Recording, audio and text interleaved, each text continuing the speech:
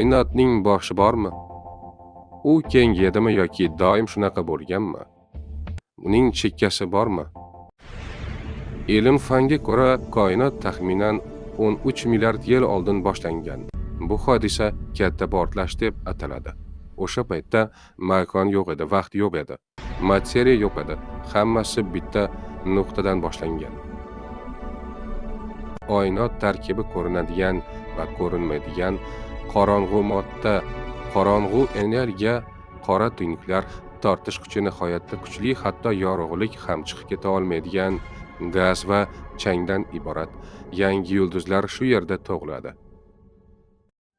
Tun sokin osmon, millionlab yulduzlar. Savol esa juda oddiy, lekin dahshatli: biz koinotda yolg'izmizmi? Millionlab kilometr uzoqda yulduzlar yonib turibdi. Biz esa ulkan bir koinot ichida kichkina bir yerda yashaymiz. Koinot qanday tuzilgan? Quyosh tizimi nimadan iborat va biz qayerda turibmiz? Koinot shunchalik katta va undagi obyektlar shunchalik uzoq joylashganki, agar insoniyat yorug'lik tezligida harakatlanadigan kosmik kemalar yasashni o'rgansa ham, Quyoshga eng yaqin joylashgan yulduzgacha 4 yil uchishga to'g'ri keladi. Koinot insoniyat ongi sig'dira olmaydigan darajadagi cheksiz makon va vaqt majmuidir. Biz yashayotgan galaktika somon yo'li u shunchalik kattaki, yorug'lik uni boshidan oxirigacha kesib o'tishi uchun 100 ming yil kerak bo'ladi.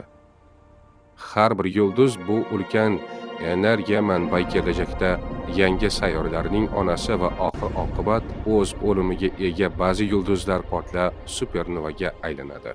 Ba'zilari esa qora tuynuk bo'lib qoladi. Qora tuynuk koinotdagi eng sirli hodisa. U shunchalik kuchliki, hatto yorug'lik ham undan qochib qutula olmaydi. Qora tuynuklar vaqtni sekinlashtiradi, makonni buklaydi va inson tafakkuri qora tuynuklar oldida ojiz.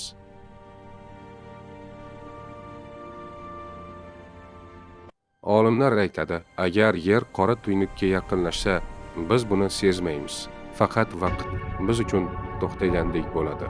Bu qo'rqinchlimi? Yo'q, bu koinotning qudrati.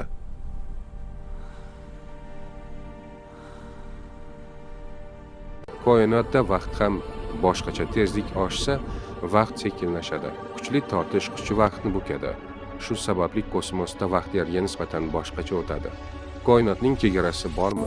Hozircha aniq javob yo'q. Olimlar deydi, koinot cheksiz bo'lishi mumkin yoki juda katta, lekin yopiq, biz faqat kuzatiladigan koinotni ko'ra olamiz xolos. Koinot qanchalik katta? Koinotda milliardlab galaktikalar, har birida milliardlab yulduzlar, har bir yulduz atrofida sayyoralar bo'lishi mumkin. Mantiqan qarasak, hayot bo'lish ehtimoli juda katta. Agar hayot bo'lishi mumkin bo'lsa, nega hali hech kimni ko'rmadik? Ehtimol ular juda uzoqda. Ular bizdan oldin yo'q bo'lib ketgan yoki bizni kuzatyapti, lekin aralashmayapti. Balki biz hali signal darajasida emasmiz. Insoniyat radio signallar yubordi, kosmosni tinglayapti, lekin hozircha aniq javob yo'q. Koinot esa jim. Koinot doimiy ravishda kengaymoqda va bu jarayon vaqt o'tishi bilan tezlashmoqda. Buning asosiy sababi sirli qorong'u energiya deb hisoblanadi. Biz ko'rib turgan yulduzlar, sayyoralar va galaktikalar koinotning atigi 5% qismini tashkil qiladi. Qolgan 95%ni qorong'u materiya va qorong'u energiyadir.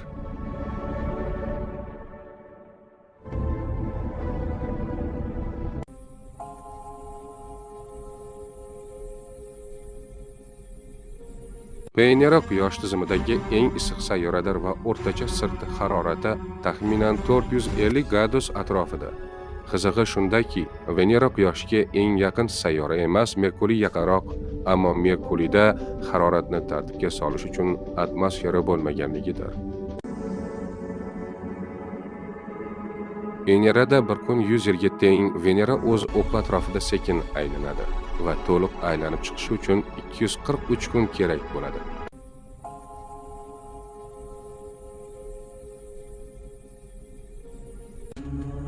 Quyosh va oyning tortishish kuchi tufayli to'lqinlar paydo bo'ladi.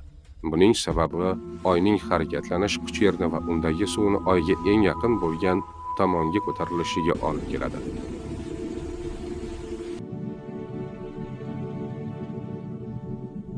Koinot boshlanish ham, oxir ham yo'q.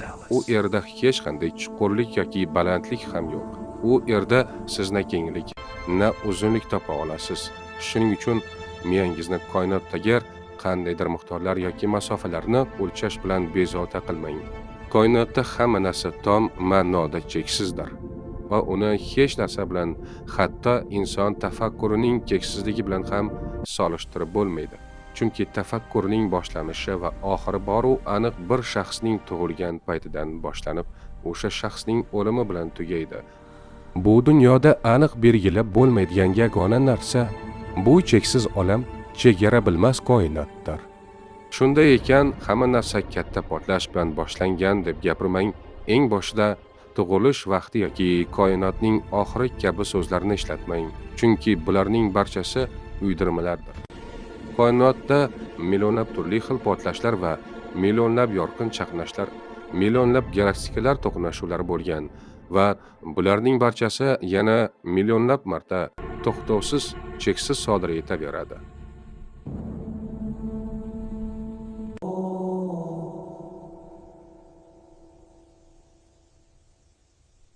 Koinotda hech nima tasodifiy o'zi yaratilmagan, shunday aniqlik va mukammal yaratilganligi. Hammasi aniq hisob-kitob bilan xuddi mexanizmda ishlaydi, tartib qonuniga bo'ysunadi. Bu olam o'zi yaralmagan, aniqki yaratilgan.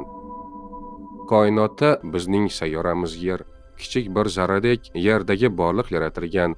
Ular koinot uchun zarracha ham emas. Koinot bir nuqtadan boshlangan, keyin ulkan kengayish yuz bergan. Qur'on esa 1400 yil avval shunday deydi. Biz osmonni qudrat bilan qurdik va albatta biz uni kengaytiruvchimiz. Bugungi ilm tasdiqlaydi. Galaktikalar bir-biridan uzoqlashmoqda. Koinot to'xtamay kengaymoqda. Quyosh va oy hisob bilan harakat qiladi. Rahmon surasi 5-oyat. Koinot betartib emas. Har bir yulduz, har bir sayyora aniq qonun asosida harakatda. Koinot tasodifan paydo bo'lmagan, uning ortida buyuk bir qudrat bor. Qur'on astronomiya darsiga emas, lekin koinotga qarash nigohini beradi. U shunday deydi: qaragin, o'ylagin, iymon keltirgin, chunki koinot Allohning jim gapirayotgan oyatlaridir.